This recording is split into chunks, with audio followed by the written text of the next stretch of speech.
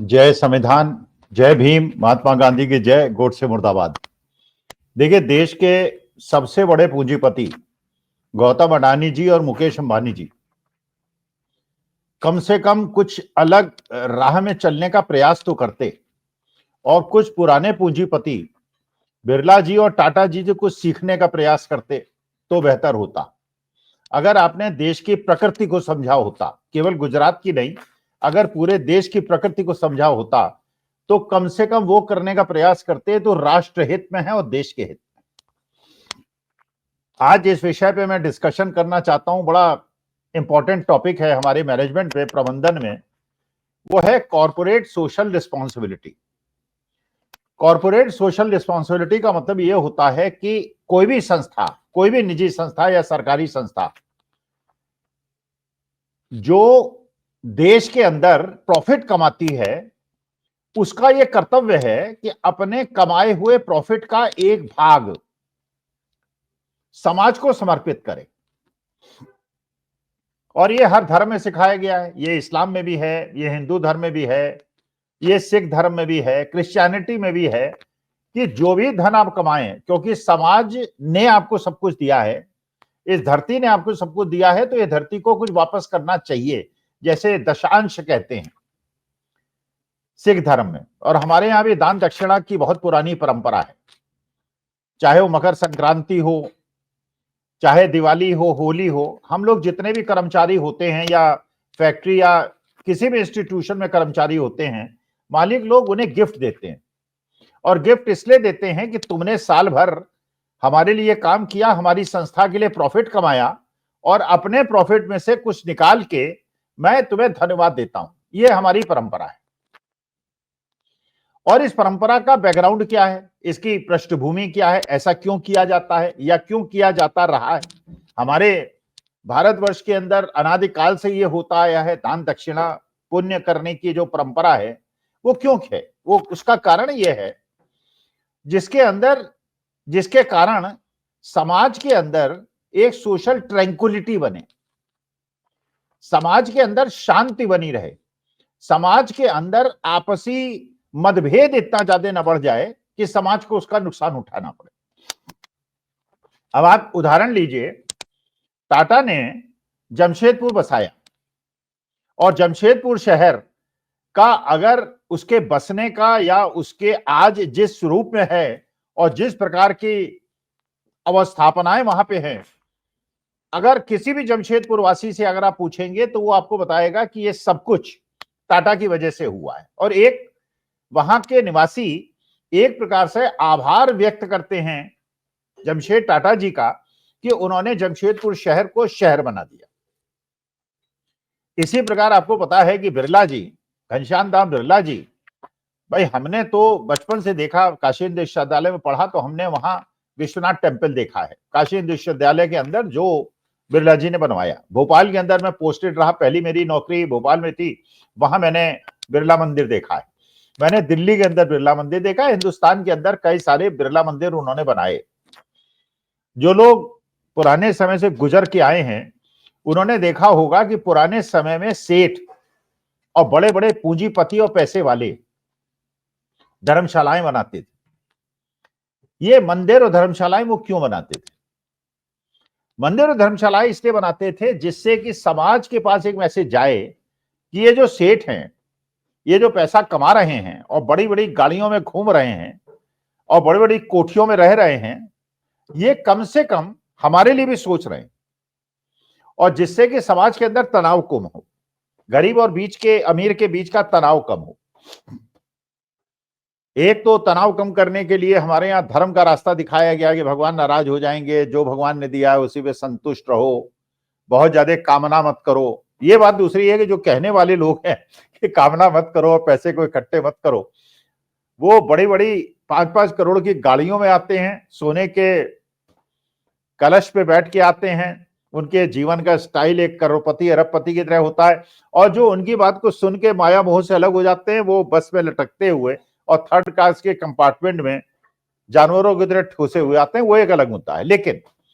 ये जो corporate social responsibility का मुद्दा था, ये समाज के अंदर तनाव को कम करने के लिए एक बहुत बड़ा माध्यम था। अच्छा, जहां तक सरकारी संस्थाओं का सवाल था, पीएसयूज का सवाल था, सार्वजनिक संस्थाओं का सवाल था, इन संस्थाओं के अंदर क्योंकि एक प्रकार की जॉब सिक्योरिटी है, और पहले तो सरकार के अंदर पेंशन भी थी, एक बार नौकरी मिल गई तो नौकरी से आपको नॉर्मली नहीं निकाला जाएगा, तो एक सिक्योरिटी थी, मेडिकल फैसिलिटीज थी, मकान था, सब कुछ था। तो उसके अंदर एक जो सरकार का जो ऑब्जेक्टिव था वो प्रॉफिट मेकिंग नहीं था, प्रॉफिट कमाना नहीं था। तो जो सरकारी और अर्ध सरकारी नौकरी करते थे उनके लिए कम से कम उन कर्मचारियों के प्रति और उन कर्मचारियों के माध्यम से उनके परिवार के प्रति जो कॉर्पोरेट सोशल रिस्पॉन्सिबिलिटी सरकारी संस्थाओं की थी वो किया करते थे। प्राइवेट ऑर्गेनाइजेशन के अंदर क्योंकि पैसा कमाना और प्रॉफिट कमाना ही मुख्य उद्देश्य है, वहां पे इस प्रकार के प्रॉफिट के डिस्ट्रीब्यूशन का और सोशल सिक्योरिटी का बहुत ज्यादा कंसेप्ट नहीं है। वहां तो फ्री कंपटीशन है, जो अच्छा करेगा रहेगा, जो नहीं करेगा निकाल दिया जाएगा। तो वहां जॉब सिक्योरिटी नहीं है, लेकिन वहां पर बड़ी तनख्वाहें देकर और इस प्रकार की सुविधाएं देकर एक कॉर्पोरेट सोशल रिस्पॉन्सिबिलिटी का तरीका बनाया गया था। और पहले समय में जैसे मैंने उदाहरण दिया टाटा जी और बिरला जी का, उन्होंने मंदिर और धर्मशालाएं और इस प्रकार के समाज के लिए काम करके, स्कूल खुला के, कॉलेजेस खुला के, धर्मशालाएं बना के समाज को के अंदर तनाव कम करने का प्रयास किया गया था। लेकिन अब क्या आप किसी शहर में जाते हैं, आपको कोई धर्मशाला दिखती है? क्या वो जगह आपको दिखती हैं जहां जाके आप 2-4 रुपए दे के रह सकें और खाना खा सकें? आज के तारीख में तो प्राइवेट होटल्स हैं, हजारों की वो है, जैसे महाकुंभ के अंदर भी प्रयागराज के अंदर आप देख रहे हैं। हमने बचपन में देखा है तो वो बन जाते थे, बड़े बड़े सेठ आके अपने तंबू लगा देते थे, खाने पीने की, रहने की गद्दे बिछा देते थे, व्यवस्था होती थी, कम खर्चे में काम हो जाता था और गरीबों को भी सुविधा मिल जाती थी। लेकिन महाकुंभ के अंदर आप देख रहे हैं कि यहाँ एक तरफ तो 1-1 लाख रुपए के गेस्ट हाउसेज हैं, टेंट है, और दूसरी तरफ लोग खुली आसमान के नीचे लिहाफ ओढ़ के सो रहे हैं और उनके लिए कोई सुविधा नहीं। ये तनाव पैदा करने का क्या तरीका है? अब मैं जानना चाहता हूं कि आपको क्या पता है कि भारतवर्ष के अंदर जितने भी टॉप 10 इनकम टैक्स पेयर्स हैं उसमें अडानी जी का नाम नहीं है, उनके गौतम अडानी जी की किसी कंपनी का नाम नहीं है। जितना जॉब क्रिएशन करती हैं बड़ी 10 कंपनी, उस जॉब क्रिएशन में भी अडानी जी का कोई नाम नहीं। उनका प्रॉफिट दूसरी कंपनियों से भी बहुत ज्यादा कम है, लेकिन उनके जो शेयर प्राइसेस हैं वो इतने ज्यादा हैं, इनकम टैक्स ना देने के बावजूद, एम्प्लॉयमेंट जनरेशन न करने के बावजूद, कि उनके शेयर प्राइसेस ज्यादा होने की वजह से गौतम अडानी जी विश्व के एक बहुत बड़े पैसे वाले बन गए और उनको बहुत सारी सुविधाएं मिल जाती हैं, सरकारी संस्थान उनको भेज दिए जाते हैं औने पौने दाम पे। तो चलिए, ये तो हुई अडानी जी की बात। और क्या ये कॉर्पोरेट सोशल रिस्पॉन्सिबिलिटी कुछ करते हैं? क्या ये समाज में तनाव कम करने का कोई प्रयास करते हैं? मेरे ख्याल से तो, मेरे संज्ञान में ऐसा नहीं है। वरना जिस प्रकार के उनके शेयर प्राइसेस हैं और जिस प्रकार की उनकी नेटवर्थ है, तो उन्होंने तो लाखों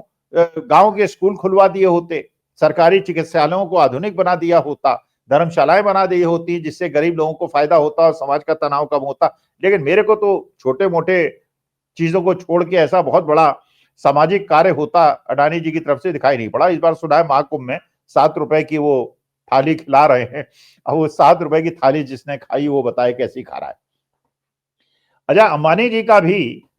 करते हैं वो, उनके हॉस्पिटल्स हैं, उनके कॉलेजेस हैं, लेकिन वो हॉस्पिटल कॉलेजेस उन लोगों के लिए हैं जो हजारों लाखों की फीस जमा कर सकते हैं। अगर अडानी अंबानी जी केवल ठान लें भारतवर्ष के अंदर कि वो 1-1 हजार गांवों को गोद ले लेंगे और वहां पे 50-50 लाख, 1-1 करोड़ रुपए में वहां के स्कूल और प्राथमिक चिकित्सा केंद्रों का आधुनिकीकरण करा देंगे और वहां पे इक्विपमेंट दिलवा देंगे और वहां पे डॉक्टर्स को अपॉइंट करा देंगे, तो एक जो समाज के अंदर एक उस प्रकार का स्नेहिक वातावरण बन सकेगा जो टाटा बिरला ने सोचा था। अच्छा, दूसरी तरफ चलिए, आप सामाजिक कार्य गरीब जनता के लिए नहीं कर रहे हैं, लेकिन अगर आप अपने घर के विवाह में 5-6 हजार करोड़ रुपए खर्च कर रहे हैं और अमेरिका के राष्ट्रपति ट्रंप के शपथ ग्रहण के लिए 8.5 करोड़ का टिकट खरीद के आप उनके साथ फोटो खिंचा रहे हैं, तो क्या यह विलासिता का प्रतीक नहीं है? और ये क्या देश के लिए दुखदायक नहीं? क्योंकि मैं बताऊं, मैं एक ऑर्गेनाइजेशन में काम करता था जिसका नाम है धर्मपाल सतपाल कैच ग्रुप। तो उस समय जो उल्फा का उत्पाद बहुत ज्यादा था असम के अंदर, उन्होंने असम के अंदर एक यूनिट बनाई थी, एक इंडस्ट्रियल यूनिट लगाई थी, और उल्फा के आतंकवादियों उग्रवादियों ने फैक्ट्री के अंदर कभी आक्रमण करने की इसलिए नहीं सोची कि आसपास के 20-25 गांव वालों ने उग्रवादियों से, जानते तो थे सब एक ही परिवार के लोग थे, एक ही प्रकार के लोग थे, उन्होंने कह दिया था कि यहां हमारे 700-800 लोग नौकरी कर रहे हैं, हमारे बच्चों की नौकरी की तरफ निगाह मत देखना और घुसला मत हमारी इस तरफ। तो उस कॉर्पोरेट सोशल रिस्पॉन्सिबिलिटी की वजह से अगर एक अशांत प्रिय प्रदेश में भी आप कोई इंडस्ट्रियल यूनिट या कॉर्पोरेट सोशल रिस्पॉन्सिबिलिटी का काम करेंगे, तो वहां की जनता अगर इसी प्रकार से जो नक्सलाइट इन्फेक्टेड एरियाज हैं या जो मणिपुर है वहां अगर इंडस्ट्रियलाइजेशन होता और बच्चों को नौकरियां मिलती, तो आपस में जो तनाव बढ़ गया है पिछले कुछ सालों के अंदर, और वहां सामाजिक आपस में विद्वेष पैदा हो गया, क्योंकि आदमी खाली बैठा हुआ है तो आपस में लड़ने झगड़ने के अलावा, जैसे कहते हैं खाली दिमाग शैतान का घर, उस प्रकार की चीज ना हुई होती। तो मैं तो जिस प्रकार से देख रहा हूं कि अडानी जी को सरकारी संस्थाएं मिल जाती हैं, उन्हें पौने दाम पे लीज पे मिल जाती हैं और उनके सेटलमेंट्स हो जाते हैं, एक किसी सिख कंपनी को 1/4 दाम पे उनको दे दिया जाता है, वही चीज अंबानी जी के भी सेटलमेंट्स हो जाते हैं, कॉर्पोरेट टैक्स कम हो जाता है, उनको सुविधाएं दे दी जाती है सरकार के द्वारा। लेकिन ये जो पूंजीपति हैं, ये बड़े देश के जो 2 बड़े बड़े पूंजीपति हैं, ये बिरला जी से और टाटा जी से क्यों नहीं सीखते, और हमारे देश के अंदर जो रिच और पुअर के बीच का तनाव बढ़ने की संभावना है उसको कम करने का प्रयास क्यों नहीं करते, जो राष्ट्र हित में होगा। तो मुझे लगता है कि ये जो कॉर्पोरेट सोशल रिस्पॉन्सिबिलिटी का एक कंसेप्ट है, और दूसरी तरफ आप इनको कम टैक्स पे पूंजीपतियों को प्रॉफिट कमाने की अनुमति देते हैं, और देश का जो मिडिल क्लास है उसको जीएसटी और इनकम टैक्स कम न करके अगर उनको आप दंड देते हैं, तो क्या समाज के अंदर एक टेंशन पैदा नहीं हो रही है। तो मेरे को ऐसा लगता है कि सरकार के जो आका हैं और जो अभी बजट आने वाला है, तो निर्मला ताई ये कोशिश करेगी कि कॉर्पोरेट सोशल रिस्पॉन्सिबिलिटी को जनता तक पहुंचाने के लिए, जनता को निजी क्षेत्र की जो अपेक्षाएं हैं उसे पूरा करने के लिए जो करना चाहिए था, उसके बारे में अगर कोई कदम उठाएंगे तो राष्ट्र हित में होगा। नमस्कार, धन्यवाद, अपना।